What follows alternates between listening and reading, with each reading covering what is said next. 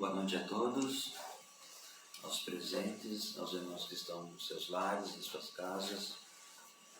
Então, nesse momento, eu convido a todos para elevarem o pensamento, ou continuar com o pensamento elevado, aproveitando as vibrações que se encontram nesse ambiente de harmonia e de luz, para que nessas palavras que serão expostas, serão claras, sejam objetivas, que todos possam compreender e entender, para que possamos levar para a nossa vida, no nosso dia a dia, e que assim seja. Irmãos, hoje vou falar então sobre um assunto muito importante, que é a doutrina espírita como o Consolador prometido. Eu vou começar falando sobre algumas características da doutrina espírita, né? Para que todos, que ajudem a compreender também.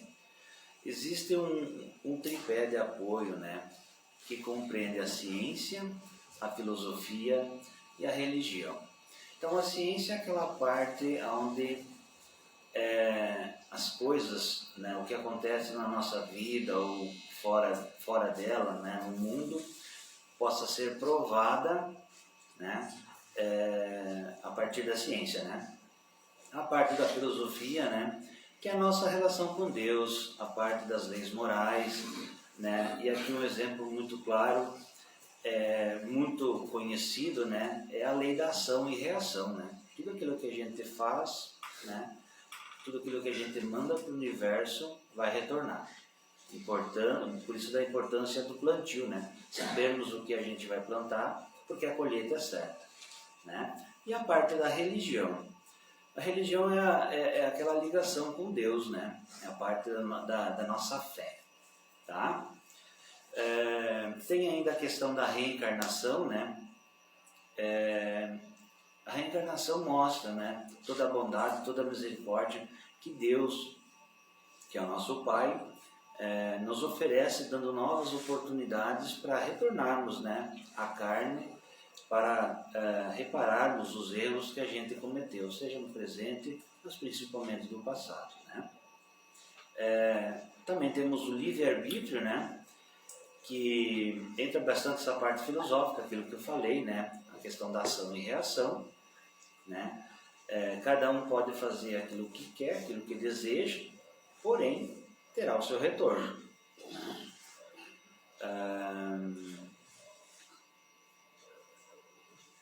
E temos também, temos também Jesus como nosso mestre, né? Nosso mestre maior, nosso modelo e guia, e Deus, né? Como nosso Pai, né? Antes falando nas preces e radiações ali, que é o princípio de tudo, né? E como sendo um Pai, né? Ele é um Pai justo, misericordioso, amoroso, de virtudes infinitas, né? E quer que cada filho dele, né? Nós, né? Encontramos a nossa felicidade, né? Cada um a seu tempo, mas estamos a caminho da felicidade.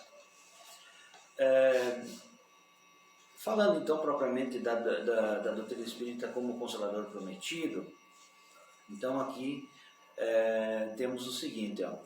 O Espiritismo é considerado o Consolador prometido porque a sua mensagem, sendo de fácil entendimento, está destinada a todas as pessoas, sem exceção, e ao mesmo tempo consola, agasalha, auxilia e esclarece as pessoas que passam por aflições ou que buscam esclarecimento espiritual.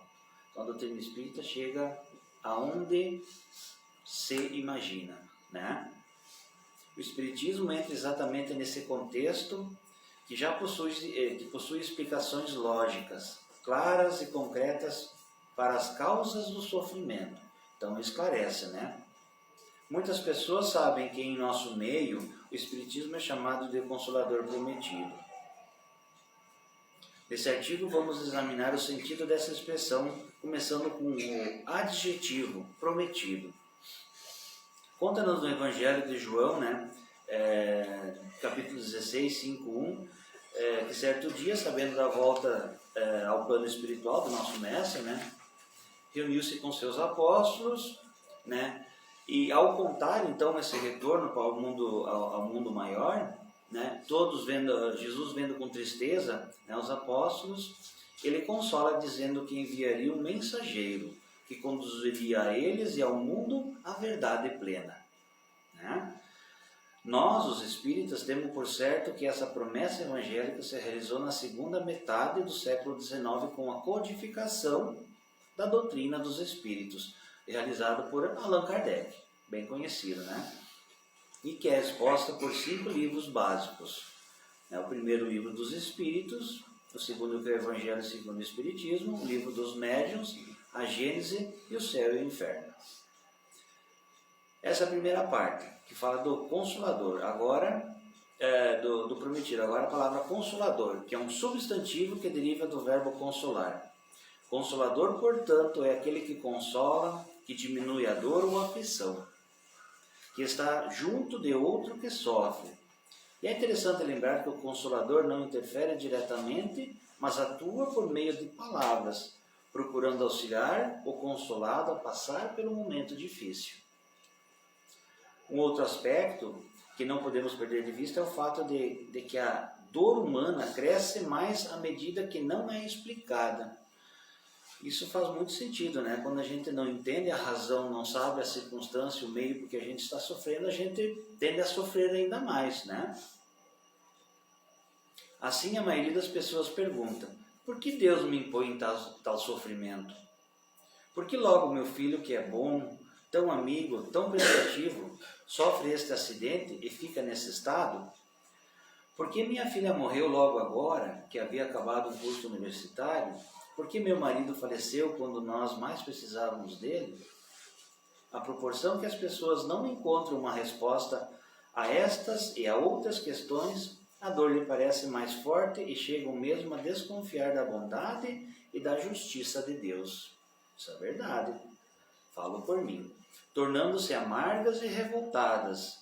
Isso quando no auge do seu sofrimento não apelam para o suicídio como a solução de seus males.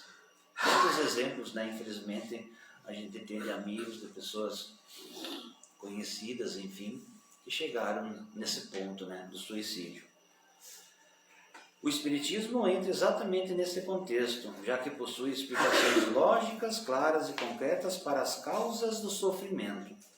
A leitura da doutrina dos Espíritos oferece à vida um novo sentido. A reencarnação reentroniza o conceito do Deus bom e justo, que não faz que soframos por causa do pecado original ou pelos erros dos nossos pais atuais. Aqui fala que tudo aquilo que acontece na nossa vida é em resposta ou em consequência aos nossos atos. Né? Não existe o pai, ou a mãe, o outro culpado. É nós, é o eu. Né? Ficamos sabendo que o sofrimento não é um mal em si mesmo. Muito pelo contrário, mas uma espécie de acicate que nos empurra para frente em busca dos mundos maiores e que, se soubermos retirar do sofrimento as lições que nos oferece, estaremos nos candidatando a um lugar mais elevado na escala espiritual e nos adiantando em nossa jornada em busca dos novos mundos, dos mundos ditosos, dos mundos felizes. Então, assim, irmãos, tudo aquilo que acontece na nossa vida, no nosso dia a dia, seja no nosso contexto familiar, profissional, enfim, não é castigo, não é punição, é uma oportunidade que a gente tem. É uma forma diferente de enxergarmos, né? É difícil até de compreendermos que tudo o que está acontecendo é uma forma de auxílio, né? É Deus que está dizendo, né? Muda de direção, muda de caminho, muda de pensamento, porque dessa forma vai ser sofrimento, vai continuar o sofrimento. Então, não é sofrimento, são oportunidades. É assim que devemos enxergar, é assim que a doutrina espírita nos ensina que devemos enxergar, novas oportunidades. O Espiritismo, por meio da mediunidade, veio comprovar a saciedade que a vida continua. Não há céu ou inferno depois da morte, mas vida e mais vida. como nos mostra com bastante clareza e fartura de exemplos na obra de André Luiz e as diversas mensagens consoladoras que Chico Xavier recebia quando ele estava, conosco, recebia sobre filhos desencarnados, que os pais buscavam, o amparo, buscavam informações, e lá então era conduzido, uma mensagem para essa mãe, por esse pai, e lá falava-se muito, que ele estava bem, que existia, que ele estava vivo, e que existia uma vida, que a vida continuava, além de reencontrar com seus entes queridos. Por fim, o Espiritismo apresenta uma nova concepção da divindade, que, perdendo as características das religiões primitivas, tornando-se a inteligência universal. Viemos lá do passado, de adoração a deuses, a criação de outras religiões, e hoje a gente sabe que Deus é a inteligência suprema, a inteligência universal. Causa primeira de todas as coisas, sem entretanto perder os seus atributos de amor e justiça. Como é lindo isso, É isso que eu comentei antes, Não existe castigo, é oportunidades, Então sempre Deus está nos dando a lei de justiça, e de amor. Frente a essa imagem de Deus, não pode haver revolta, mas compreensão de que existe uma ordem universal e que esta ordem dá sentido não só à vida na Terra, mas em todo o cosmos. Em resumo, o Espiritismo é sem dúvida alguma o consolador prometido por João, e em seus textos e contextos atualiza a mensagem de Jesus. A mensagem a que Jesus apenas aludiu em sua época por causa da impossibilidade de compreendê-lo naquele tempo. Não é à toa que o Espírito liderou a equipe da terceira revelação, tenha se apresentado a Kardec como Espírito Verdade. Então Jesus participou diretamente da codificação espírita, chamada assim o Espírito de Verdade. Esse é um primeiro momento. Eu gostaria de me atentar também a um quesito, inclusive fala nesse texto, que é a vida. A vida. Aqui falou que, eu vou repetir, não há céu ou inferno depois da morte, mas vida e mais vida. Então, assim, em setembro foi o mês que lembrou a prevenção sobre o suicídio, a favor da vida. Como no mês de outubro a gente aborda alguns temas específicos, eu quero chamar a atenção para a posição da doutrina espírita frente à defesa da vida, à preservação da vida ou não ao aborto. Tá? É um assunto muito importante, é um tema muito importante. E aqui eu quero citar algumas passagens do Evangelho, onde faz essa relação, e também uma nota da Federação Espírita Brasileira. Tá?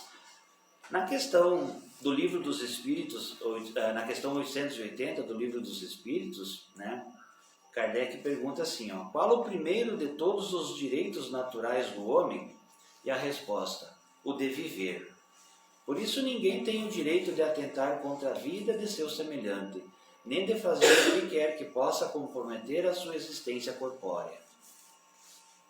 Questão 357. A pergunta, quais são para o espírito as consequências do aborto? É uma existência nulificada e que ele terá de recomeçar. Questão 358. Pergunta, o aborto provocado é crime, seja qual for a época da sua concepção? Resposta, há crime sempre que transgrides a lei de Deus. Uma mãe, ou quem quer que seja, cometerá crime sempre que tirar a vida de uma criança antes do seu nascimento. Por isso que impede uma alma de passar pelas provas a que serviria de instrumento o corpo que estava se formando. Então, para finalizar, a nota da Federação Espírita Brasileira, que daí entra também a ciência. Em face do desenvolvimento da ciência, facilmente se comprova o início da vida humana desde o momento da concepção no ventre materno e não somente quando ocorre o nascimento, como afirmam muitos. Constituem-se em grave comprometimento, é muito importante essas palavras, constituem-se em grave comprometimento com as leis divinas a provocação do aborto em qualquer fase da gestação, uma vez que tal iniciativa impede que o espírito, que já se encontra ligado ao corpo desde a fecundação, vou repetir, o espírito que já se encontra ligado ao corpo desde a fecundação e estados de pré-embrião, embrião e feto, renasça no corpo físico que lhe servirá como instrumento de progresso. Então, irmãos, assim, são duas partes, mas uma integrada à outra. E aqui fica o convite para uma reflexão, principalmente sobre a preservação da vida, né, no caso do aborto. Se algum dos irmãos, né, compreendem ou entendem de forma diferente, são convidados a refletir de uma forma diferente.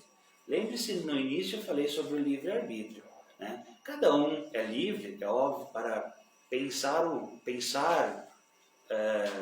e ter atitudes da forma que quiser, mas cuidado, porque o retorno esse é certo, né? E sobre, então, a doutrina consoladora, né, ou o Consolador Prometido, tenham certeza, irmãos, que a doutrina espírita, sim, é o nosso modelo e guia para a nossa vida, em todas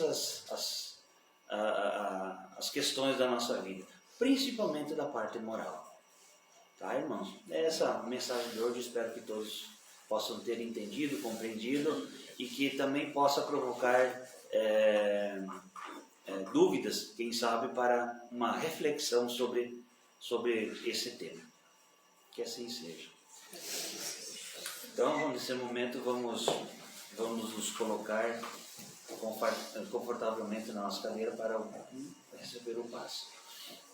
Aos irmãos que estão em suas casas, se quiserem, se desejarem, colocar um recipiente com água, para que ali possa então ser depositado, né, toda a energia necessária para a cura do corpo físico e do espírito.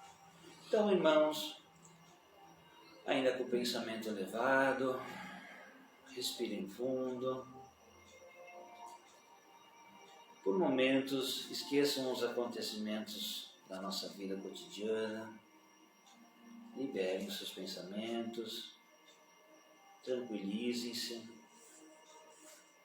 Imaginem à sua frente, de braços abertos, estendidos, Jesus impondo as mãos sobre cada um de vocês. Esta luz que desce sobre a sua cabeça